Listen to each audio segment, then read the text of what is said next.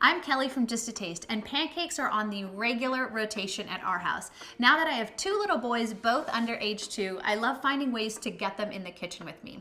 So this pancake recipe for my light and fluffy buttermilk pancakes is super simple and straightforward. We've got our dry ingredients and our wet ingredients. You put them together, throw it on a hot griddle, and that's all it takes. So we're gonna start off with the wet ingredients, and I'm gonna begin with some buttermilk. And then some melted butter, and this gives the pancakes that really great flavor. And then 1 egg. Give this a quick whisk.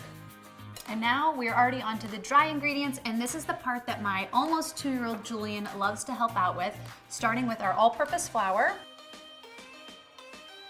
So then we've got our sugar, baking soda, and baking powder, and you want to use both of those to really give you that really nice rise in the pancakes. And then last but not least, just a little bit of salt. Give this a quick stir. And we are more than halfway there. So in the amount of time it takes to open a box mix, you can just toss all these ingredients together yourself. So now I'm gonna add my wet ingredients into my dry ingredients. And here's my #1 tip when it comes to pancakes. You do not want to overmix the batter. So we wanna make sure, even if there are some lumps, that we don't overmix it and make it too smooth, because we want all of that nice air that's incorporated into it to cause the pancakes to rise and be nice and light and fluffy.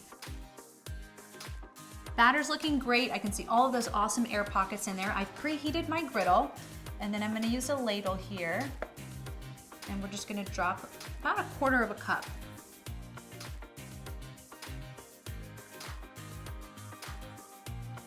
The key with pancakes is, of course, we don't want to be flipping them back and forth, or you're gonna lose all that gorgeous rise.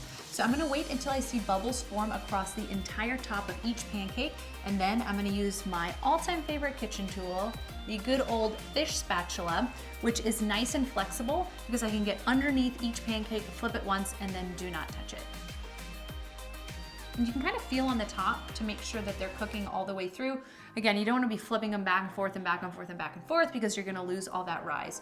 So I just kind of test, kind of like I would do a steak, to kind of feel to make sure they are cooking all the way through. These are looking perfect, so I'm going to go ahead and get the pancakes onto my plate here. We want a nice tall stack.